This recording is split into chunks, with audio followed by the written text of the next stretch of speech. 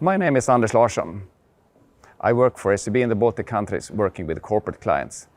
Daily I have extremely interesting discussion with business leaders. And hereby I invite you to join these discussions. So please, welcome to my world.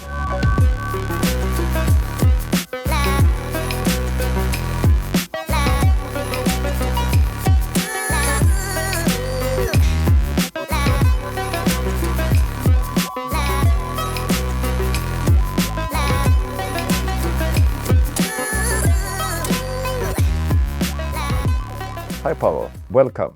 I'm very happy that you had the time to, in your busy schedule, to come and visit me and have this discussion on a lot of different topics. It's a pleasure. It's a short introduction of yourself. How would you introduce yourself? I'm the manager from the south of Estonia. Actually, my background started in the culture field. I were working in the theatre. My dad is opera conductor, so when I were a child, I was visiting a lot theatre in Tartu, and then actually if you kind of like grow up in the theatre, then I got quite connected with the theatre, and I ended in the Vanemuine Theatre as the general manager. Vanemuine Theatre is the biggest theatre company in Estonia and the biggest state-owned theatre. 3 different genres, drama, ballet and music. So after that I was invited to work for the ministry. I were the Chancellor of Ministry of Culture. And then 5 years later, in one early morning, I got a phone call from the N-Bint, the supervisory chairman of the supervisory board of Tallink, who invited me to join the Tallink as the CEO. Great, fantastic. I like theater, but especially like opera. So I actually try to sing some opera myself. So that is great fun. And I will actually next week I will go to Italy with a choir to sing with a professional symphony orchestra in Sanremo. So that is my first experience in that field, trying to stretch my own boundaries and learn. What did your father do? You said he was an opera contractor. He's was he a singer or? Opera conductor. A conductor, okay. So he was conducting the orchestra. Yeah, still doing it. Still doing it, okay. Is that a national? No, he have worked in both in National Opera and in Tartu Vanemuine, but more in Tartu Vanemuine and currently also in Tartu.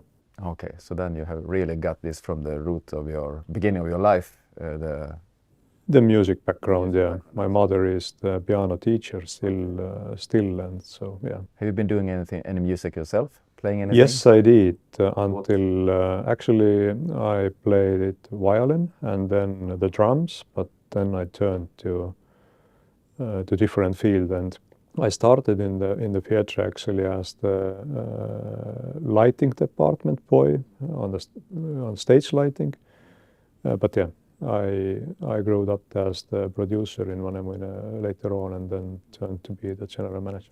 Yeah, I've been playing quite much violin and actually a little bit of viola in an amateur symphony orchestra. So maybe we can do a duet, or? No. No. But it's interesting then that you, I mean, coming in that field and then going into one of the top jobs in business, it's not what at least I have seen so many times. So what did you think was it that brought you into Tallink with that background, and what do you see also in terms of similarities and differences that you could pick from such various fields? Yeah, first of all, I think as I said, I am manager. I am not the businessman. So it's all the time question that you need to find the ways how to run the people around you and to make possible to them to reach different targets. If you take the Secretary General or Chancellor position, then actually our owner, Mr. Pint, before he started to build up the Tallink, he was the Chancellor of Ministry of Finance in Estonia. So, and actually it's not very big difference that are you getting your targets from the government or from the private enterprise owners. So you need to find a way how to most efficient way to reach the targets. And actually, yes, it can it can be like from culture field to business and to the largest company in Estonia, but you know, the people who have been working in the theatre and in the culture field, they know that there are never enough money, so they need to find most efficient way how to reach different targets. And actually, I think that this I took with me from the different field to the Tallink as well, and even I were invited to the Tallink on the time where it was kind of like strawberry picking time. Everything was very good, and Tallink was growing and trying to grow even more. But then came the COVID, and actually we had 3 years of survival courses, and today I can say that we succeeded and we are stronger than before the courses or COVID started. COVID must have been a real challenge. Let's come back to that very soon. But I mean, now we're sitting here and have a really nice view out of the city of Tallinn, and not least the harbor behind us here. I was thinking, but you are bringing very many people into Tallinn as tourists. Not least I saw that today with a lot of Finnish people being in the hotel.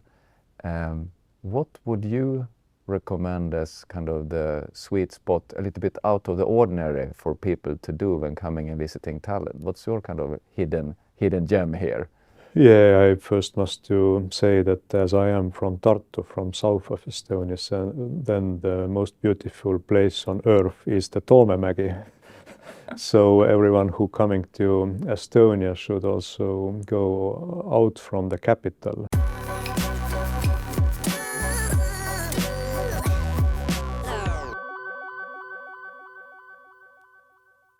Actually, Estonia is a very compact country. From airport, I don't know how many different capitals you know, where airport is 5 minutes by car from the center of the capital. So it's very convenient, and port is in the middle of the capital.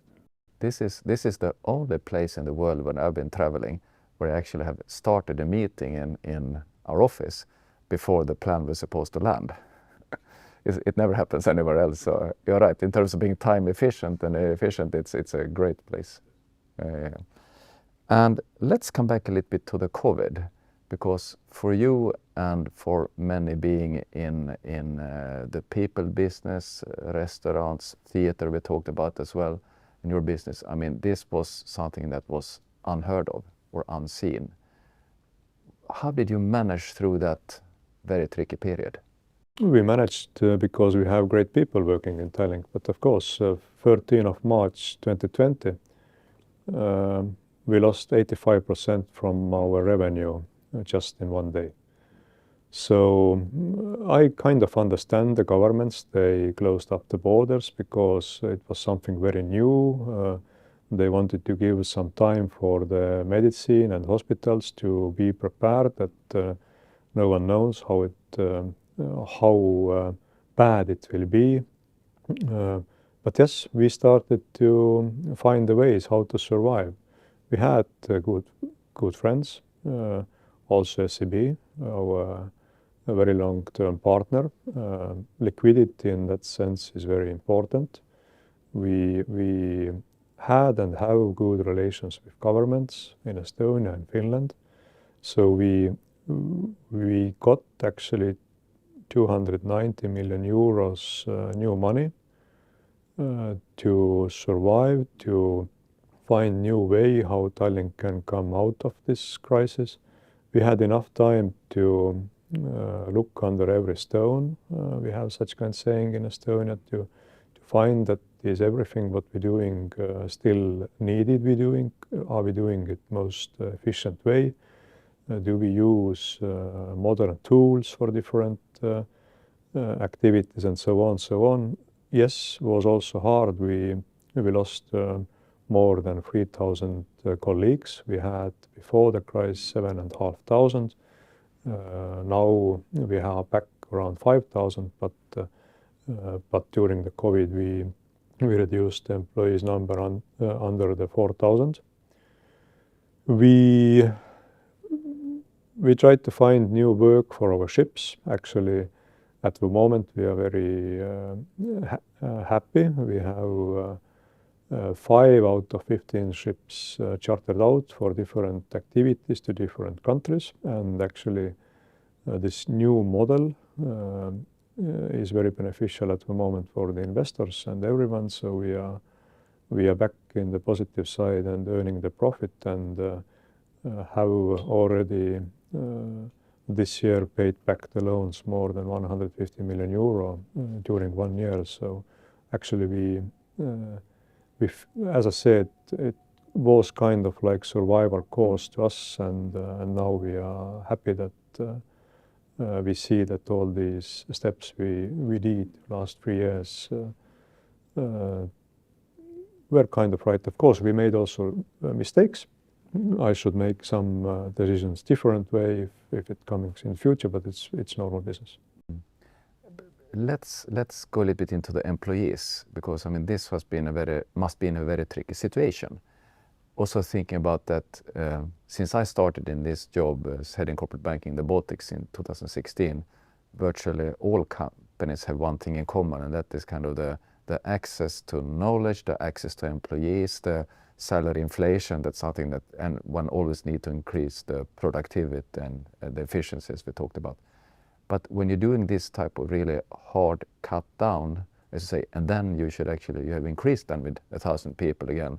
I mean, have you managed to get back the type of people that you had to, because a lot of experience walking out the door then when you're cutting down as well, and the cost of that one, because I can see quite many companies when times have gone a little bit worse, they have also been waiting now in order to see that, I mean, if we cut down too quickly on employees and the market turns back again, I mean, then we will have a really challenge to really find that type of knowledge, because those people will probably find other jobs, because it still has been a very good job market. So how did you optimize this?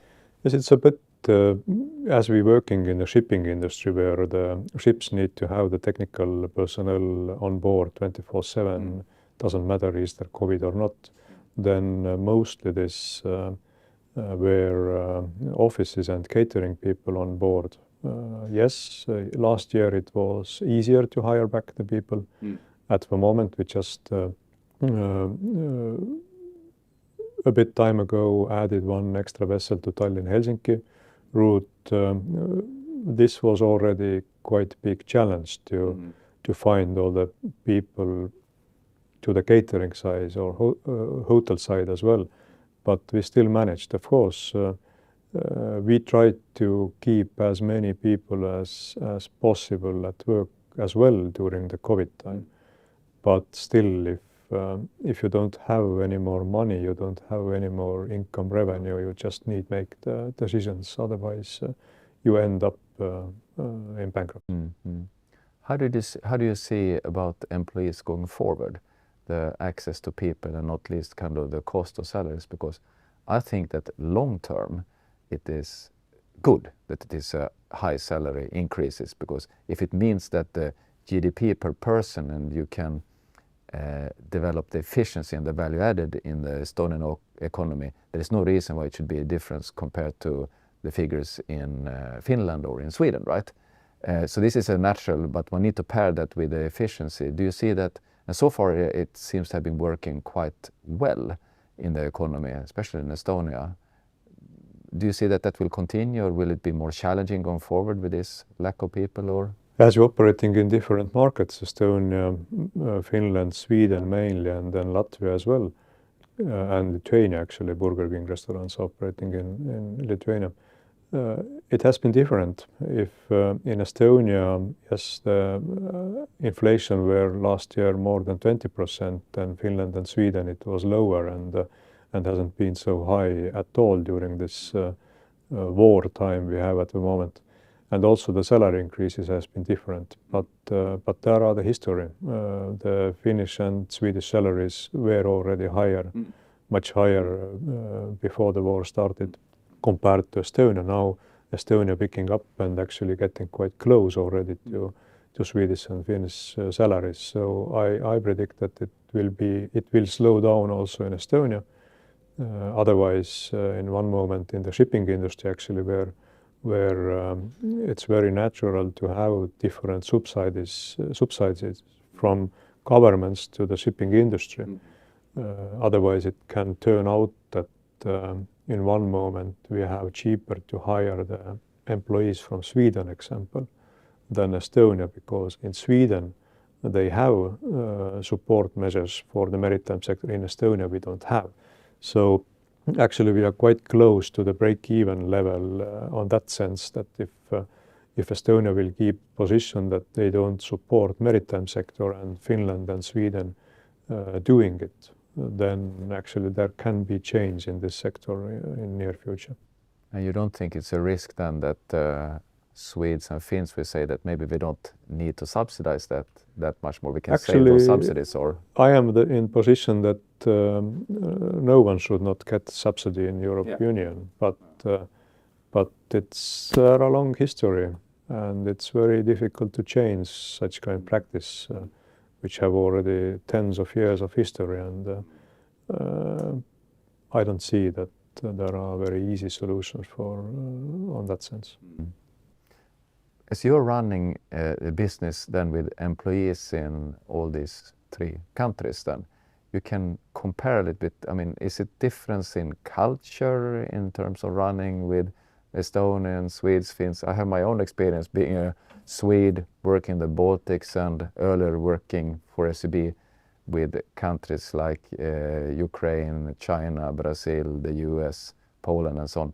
And there are, in that type of space, it's a lot of different culture things. You do things very different in different countries in order to reach to the same target. How is it between these 3 countries? Do you need to adopt and do things in a different way? Absolutely. There are differences of cultures, there are differences of traditions. But yeah, we need to find a way how to work well with in all cultures and different traditions. So we have, of course, many local people who try to give also feeling to headquarters in Tallinn that how or which way you should act or what are the local traditions. And actually Tallink has operated already more than 30 years in these routes, and actually it's I feel that we have kind of a good mix of the teams in all the countries, so I don't see at the moment problem. But of course, if some company is starting business now in Estonia and then want to move to Finland, Sweden, Germany or Latvia, Lithuania, then each country has different traditions and culture. But maybe from you, as you came in with a different background and working then in a very much more Estonian context before, when you got into this, maybe you got some of this. What was your kind of aha? Okay, is that how I need to work with the Swedes or with the Finns in order to make it happen from your own perspective? How to say it polite way? Yeah, you don't need to be polite. I mean, I think it's also the Estonia have been independent more than 30 years now. Finland, Sweden, quite more longer.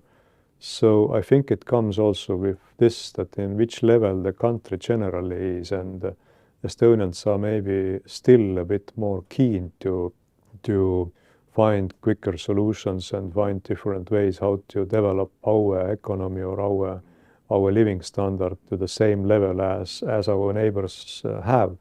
But of course, I made also in the beginning some mistakes and maybe had some different understanding how to do the things. But actually, as I said, I have many very good and excellent colleagues, so we always find a way how to find also the solutions with between all the countries we operate. But is it so with the Swedes that many say that you always need to have a big meeting and explain what to be done before the Swedes start to do the things? They need to kind of buy into the concept and then they do things, or how do you see it? Actually, we are a little bit slow. We need to kind of get the complete picture before we start to move. But in the shipping company actually, and if you take the ship, there are just one person who need to say everyone what they need to do. It's captain. Yeah. So inside this sector, maybe this expectations are a bit different also in the office side. That I don't want to say that Swedes or Finns are slow. No, they just have different working style and traditions how to do the things. Okay, no, maybe as a Swede, I think that maybe Finns are a little bit actually quicker than the Swedes, to some perspective. That's good that you think so. And Estonians are much more. No, but this is one of the beauties, I think, actually, with working in the Baltics, because and not only Estonia, but actually Latvia and Lithuania as well, things goes much quicker here. From the thought to starting to the action, I think the speed is essential. I must say that actually Tallink were much slower before the COVID.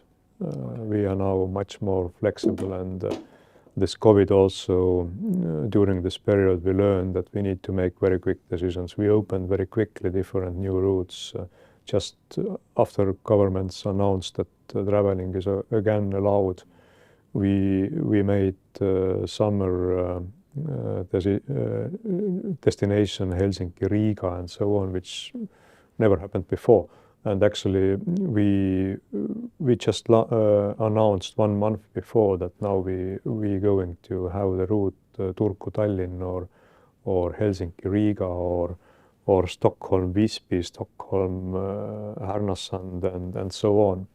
But it went we made very quick decisions and we succeeded. So we are much more flexible and much more quicker also now ourselves. So I think it's everyone has learned from this COVID period much. Is this one of the major learning points after COVID, or do you have other learning points as well? Have you changed the business model now?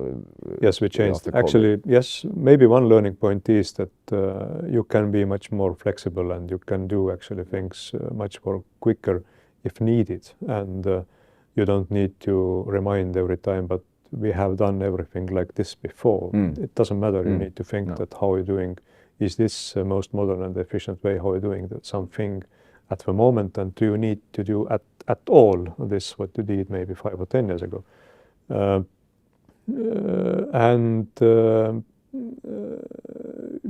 Second learning point was that we can be actually much more efficient. Also, we cut same amount costs, 50 million euros, what the Estonian government here tried to cut within 3 months or 4 months, we did it with 2 days. So this is the difference between the governmental work and private enterprise. Yes, you had to, right? Yes, we have to. They have different needs for them.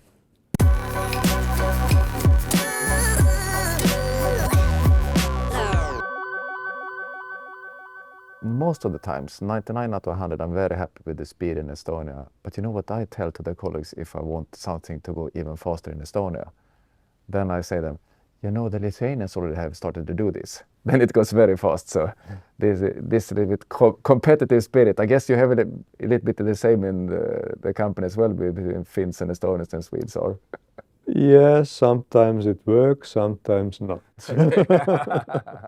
Do we need to do everything like the Lithuanians doing? We do it in our way. But your experience now from different areas, but not least in this CEO position now, if you would share to our audience, I mean, what's the major learning points or the major advice you would give to other people that are on the way up in this type of leadership career that you have done? What would that be? Actually, I like the sentence what Mary Poppins has said. Everything is possible if you wish. Okay. And you just, if you dream and if you really work hard, then I think, and if you're good in what you're doing, then I think that someone will see it and ask you or help you to the next level.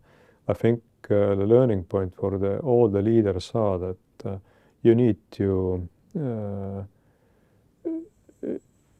see the talents in your team, and if you see that someone is stuck or maybe he or she working in wrong position, but maybe she or he have much more potential. You need to help them to make step further. And of course, the main principle that all the leaders must hire more clever people than you are to the positions, not to the people who telling to you what you like to hear.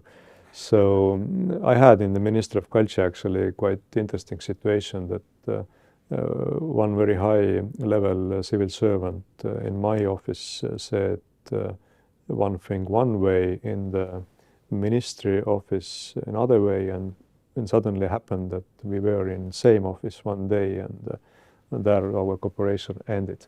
Okay. So yeah, try to find talents from your teams, try to help them to get right position to use his or her potential as maximum as possible. And actually this has happened with me when I were working in the theatre as lighting boy or later on producer.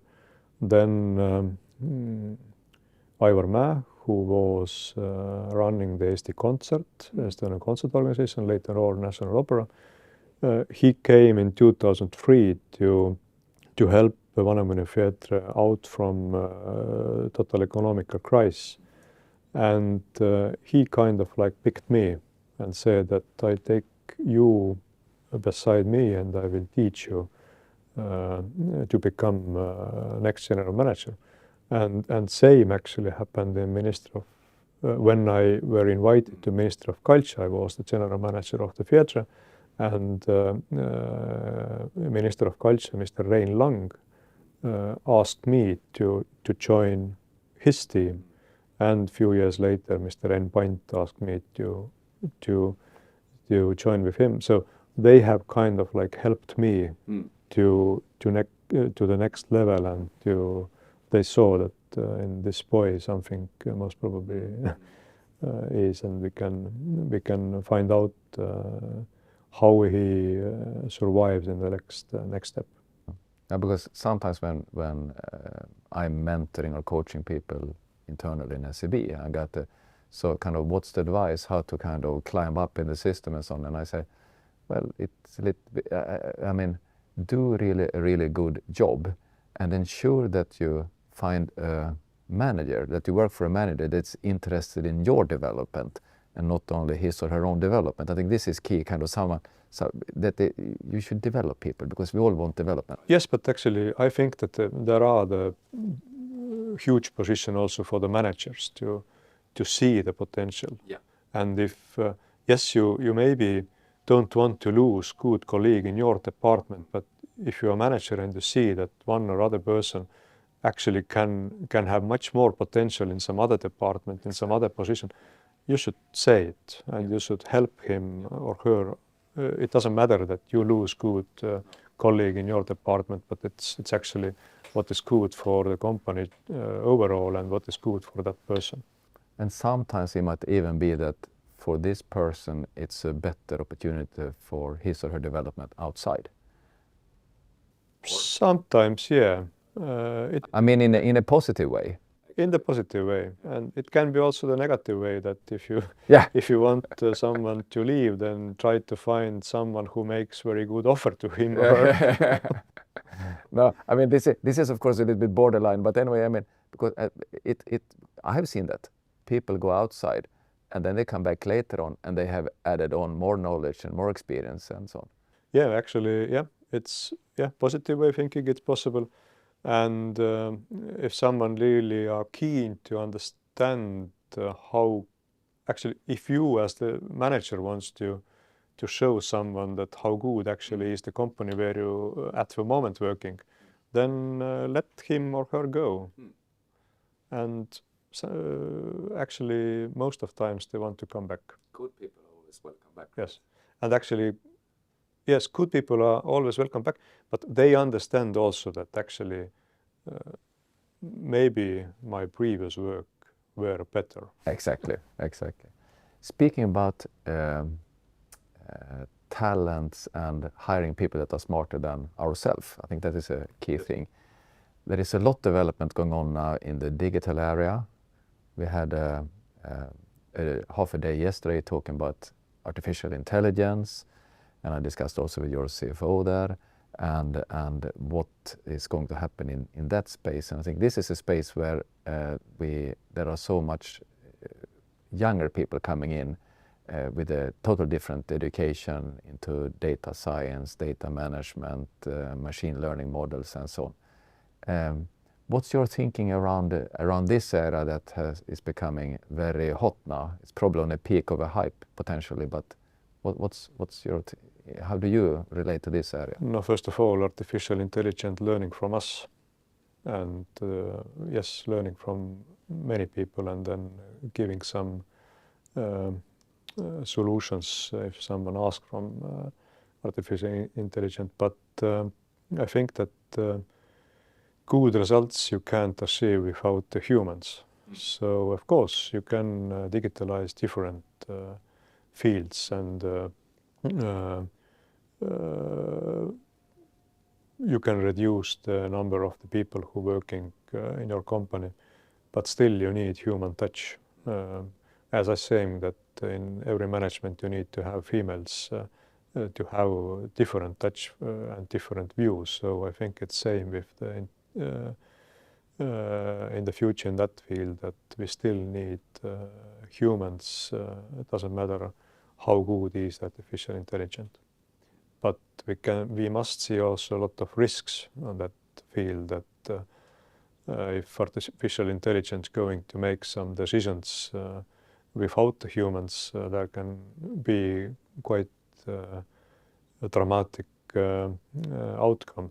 I don't know, I was told a few years ago that some Italian hospital used robots to go to the patients and saying that what you need to do next, you need to take some pill. And there was a situation where a robot went to one client or patient and said that you will die tomorrow. So we need to be careful with digitalizing everything, because it can actually, if you talked about the culture in different countries, it's difficult to teach to the artificial intelligence your local culture. And I think this can change our nations and our way of thinking quite dramatically. I think we need to, when those models are trained, they are trained on historical data. And when we need to set some rules and boundaries for that, I think one classical example is also when you're using artificial intelligence for recruitments. For example, recruiting people to be a programmer and in programming computer systems and so on. It's very clear that recruiter AI will first of all sort out all females, because there are so few current kind of female programmers. So they take that as a criteria, which is not only super bad from moral perspective, it's actually illegal as well. So we need to set those boundaries for those systems. Yes, and if you're talking about the history, then I don't see that artificial intelligence understands that there are the borders of the countries. No. And from there we're going to the culture and tradition. Yeah. Oh, well, that is right. Another big topic is sustainability. And you are running ships. They are using fossil fuel. You have a lot of tourists going on the ships as well, and they are buying tax-free. And I know that you have high ambitions when it comes to the sustainability. I see the mega stars as a way to reduce the pollution and improve that. So what's your long-term ambitions, and what's the challenge for the whole maritime industry? The biggest challenge is that the technology is not yet there. We kind of like struggling that, yes, we need to make further steps to get more green, but actually the greenest fuel in maritime is still the LNG currently, because I met the president of Meyer Werft, the biggest German shipbuilder, and we asked that if you're going to build in 5 years from now the next ship's example, then what engines we should use. They said they don't know the answer yet. if you take the LNG, which became popular around 15, 16 years ago, there are still less than 2% of the vessels worldwide using LNG. This turn is quite long, and if you take the life circle of one vessel, which is 40, 45, 50 years, then we need to also calculate the CO2 footprint if it's just not using anymore these, I don't know, 20 years ago built vessels, because retrofit, we have made analysis many times to retrofit from diesel example to LNG. Economically, it's not visible. So there are different discussions. Hydrogen have problems that liquid hydrogen doesn't have much power inside. You need to carry a lot with you. If you're talking about long distance vessels, it's problematic. Electric vessels, you can, yes, on the rivers, maybe between islands, Estonia. Sorry, Latvians, you don't have any island, but we have Saaremaa and mainland, or Hiiumaa and mainland. There is also that the Saaremaa mainland is kind of like possible. Hiiumaa is already too far away, but there, of course, maybe the hydrogen is one way. But for the long-distance vessels, there are methanol, there are ammonia, there are also nuclear. So there are different possible ways in the future, but it takes time. What we have done, we have reduced actually more than 50% our emissions compared, I don't remember what was this year which was set in Fit for 55, but actually we have done a lot. And of course, the biggest investment has been the Megastar and MyStar. Yeah. Both are using the LNG, both can also use the diesel if needed. During the COVID period, it was needed because the gas price went too high. And we're doing some other steps. We just a month ago changed propeller blades for Baltic Queen, which is operating between Tallinn and Stockholm. And actually with this change, we reduced the fuel consumption 14%.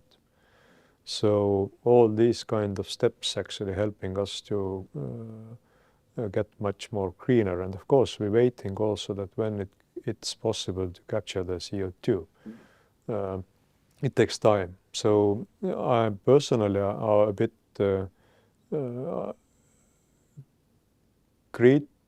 criticizing a bit the decision makers that maritime sector needs to start pay the CO2 quote before the technology where we should invest coming available, because what it can happen this way that when the technology is ready, we don't have anymore enough money to invest into it because we have paid everything to the governments. So, but yeah, Maritime will be applied to the emission trading system from 1st of January. We are ready for that. Actually, we are in quite good position because we have 2 vessels operating on LNG, but sector doesn't know exact answers yet that which is the future. So it's a big difference compared to the car sector, where we see that it's electrical cars coming now. But is it? And well, I think so. Yes, at the moment I think so too, but I have heard already that even in the corridors of European Commission, they have different question marks, because do we know how long the batteries will last, where you will rebuild the batteries, and so on. So it's well, I think that people have been skeptical towards batteries because it's rare earth metals used in those, and then just scrapping those. But I think they will be recycled. Yes, so, I mean, but how expensive is recycling the batteries and so on? And yes, in one hand, I understand that Germany is big car maker, Germany is big shipbuilding leader. They are, of course, happy for the Europe need to replace all the cars or ships. But again, the life circle of the current vehicles or vessels, we need to calculate this as well. But I personally hope more that there will be some clever biofuels coming in coming years, and it's not only the electricity, which you, Estonia example, we have in Tallinn the area called Larsson, where living around 100,000 citizens. I don't see the place where they can have the loading the batteries for. Yeah. No, I'm of course I have a little bit of a Swedish angle, and I was in this summer in Norway, and I've been traveling with electric car down to Paris and from there to Lithuania and back to Sweden and so on. So I've seen, and I think it works super well. And I also see that there are so many electric cars in the Nordics now on the streets. So I mean, and the charging system is getting very well developed and so on and so on. So it's more convenient even. Absolutely, I agree. But I think the answer was this turnaround good or not? We will know after 20-25 years. And there is a challenge now, because I was in Munich in September then, and then we saw when we went to this automotive fair, the big one in Munich, then that of course the Chinese is taking a grip on the market, because they are sitting on very much of the battery production capacity in the world, and they don't want to export batteries. They want to export cars, because that's more value added. So I think it's probably 10 brands coming that looks pretty similar and can compete with Tesla on that way. Yes, but let's think about the security as well. If I don't know, 1/4 or half cars which operating in European Union are made in China. With all the cameras on sending the data and I don't think that it's very good idea. No, but I just see where the development is going now. But there is of course a lot of questions in this topic. We will see. So then, and one thing, that example Estonia, we don't have enough power for that at the moment. We need to build first more wind yards and so on to have the electricity for this turnaround, but at the moment we don't.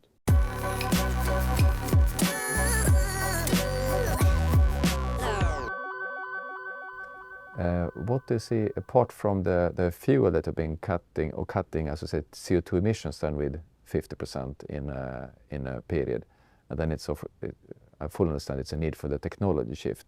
But what other areas is it that you see when it comes to sustainability in Tallink? And actually, we're doing a lot. We tried to avoid all the plastics, so all these kind of small things we have done already years and years. We working a lot with the food waste because restaurants are on board quite a significant part of our business. But interesting is also that if we calculated our shore emissions, then it's just 3% from our doing. So actually our main emissions coming from the fuel consumption, which is just because we run the vessels. How is the demand affected? And the reason, what I'm thinking about, the demand from the clients when it comes to sustainability. Because when I started to talk with clients, maybe 2016, when I started here 17 about this topic, it was very much, I felt kind of also with large clients, wait and see. You Swedes, you're a little bit kind of ahead of the curve. You do your things about that, and we are kind of wait and see. And now I think it's a dramatic shift with the larger companies. Everyone is interested in sustainability. There is a number of conferences ongoing. So it's a buzz around that area. But when it comes to the demand from the clients, I think when we talked before, I heard that clients in Sweden were asking, what is the footprint? What's my CO2 footprint of a ticket? And we are measuring that in my job as well, because I need to tell what is the cost if I travel, but also what's the CO2 footprint. Is this changing also in the Baltics now? What do you see from the ordinary? There are clients who really care about it. They are asking us, and we are of course answering.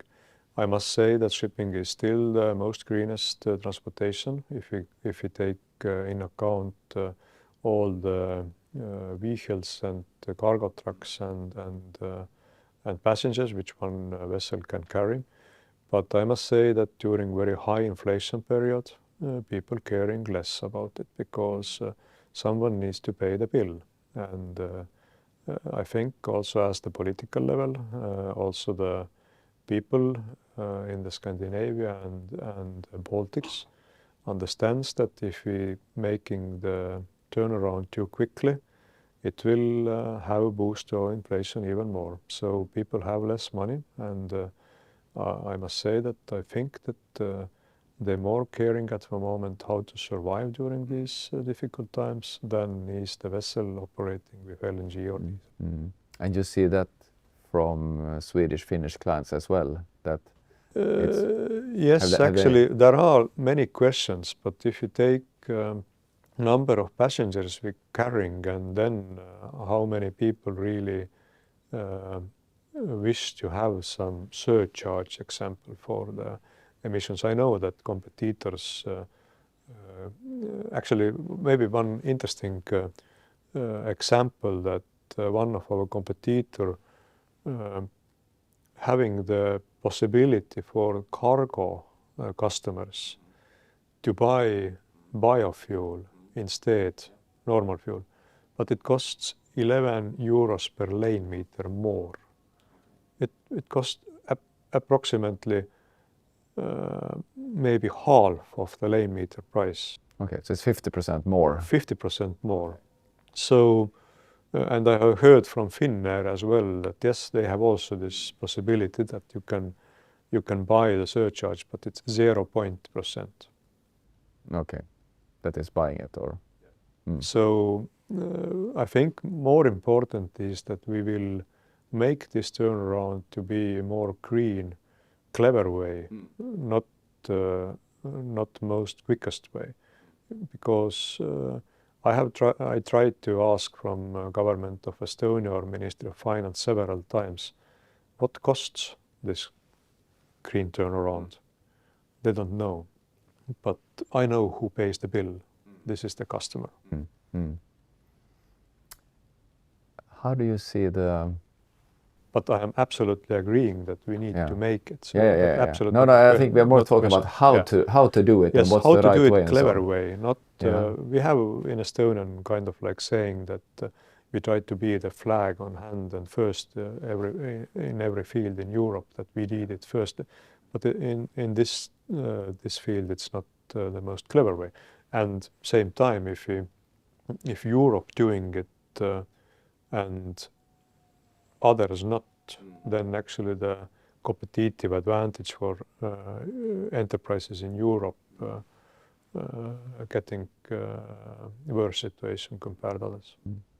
How much do you go hand in hand with the politics in this one? And because I was very surprised when it was decided that Estonia should build a new fuel plant some years ago, and that is almost now ready built. And now I see that there are some challenges with the permits and so on in order to inaugurate that one and start that one. You mean in Estonia? Yeah, in Estonia, the Avere plant. And I was so surprised. I think it was back in 2019 when taking that decision. It felt kind of, but I mean, is this a fossil fuel plant for ships? Yeah, we see the need of the fuel, and you can argue that it might be potentially better than some other fuels. But anyway, I was more thinking from the CS perspective, but also from the pure economic perspective, can this really be profitable kind of long term?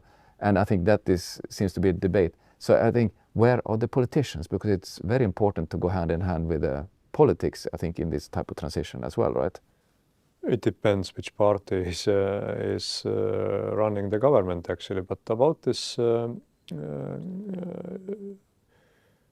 think that at the moment we maybe really ask a bit kind of concerned that was it the right decision or not in 2019. But I think from 10 years from now we see CO2 capture possibilities, and then it's absolutely different story. So again, we need technology. I am not so worried about this investment because I know also that the calculations were made around Brent were $60. Now it's close to 100, so it can be kind of profitable. And if there are coming the solutions to capture the CO2, I think the situation change. But yes, what is kind of like a problem in Estonia, what we see that our plans should be longer, how to develop the energy field and all the others. But as we know, there are elections after every 4 years. So. I used to work for 10 years in corporate finance in SEB. And one of the things we did a lot of that was IPOs, listing companies on the stock exchange. And you have a dual listing, both here in Tallinn and also in Helsinki, Finnish depository receipts. How do you see it being a listed company? Is that an advantage, disadvantage? Some managers think that I need to spend a lot of time on the investors. I want to run the business. But also it's good to have access to the capital markets. Your reflections on being a listed company? Yeah, as I come from government, I like the rules, and so the listed company having the rules as the government officials have the rules. But I think Tallink is too big to not be listed. It's everything. It's the trust, it's the transparency, it's also kind of like feeling to be the owner for the shareholders. Actually, it's quite interesting that before COVID we had around 12,000 shareholders. After COVID we have 40,000 shareholders. 40? Yes. We started in Helsinki 2018 or 19, sorry. And Tallink had around 12,000 shareholders.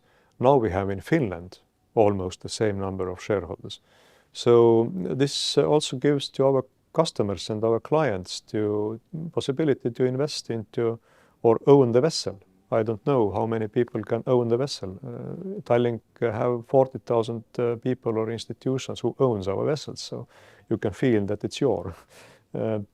But yes, also the capital markets and everything. I think it's transparency, it's the trust, it's that you need to do things open way. The quality stamp on the company. It is the quality stamp if you are listed in Nasdaq. Yes. And probably if you are listed in somewhere else, I think it's the trust level is different. And probably now you got very many new also loyal Finnish clients, because if you're a shareholder, you probably are a client as well, right? Yes, it turns out good also correlation, this way. I can imagine.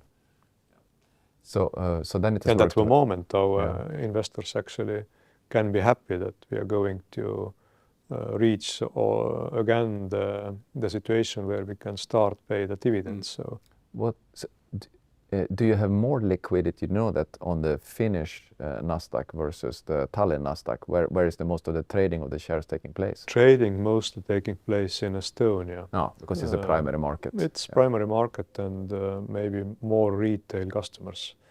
But Estonia and Finland are so small, so if you're talking about stock exchange. Yeah. So what do we need to do in order to have more companies listed in Tallinn and in other Baltic exchanges as well? I think the investment climate firstly need to be stable in the Baltics. And of course you need to feel that you can take some new money to grow. Just to go to the stock and saying that I just want to sell some shares, it doesn't benefit. There need to be idea first what to do with this money, and second, of course, the economical climate need to be stable in the Baltic countries. You need to have interesting business ideas that is focusing on growth, that is appealing for investors, because that's correct. That's why you buy stocks. You want something that is really growing and not necessarily just a stable dividend on it. Yeah. Paavo, it's been a pleasure to having you here. Thank you very much for joining me. Thank you. Thank you.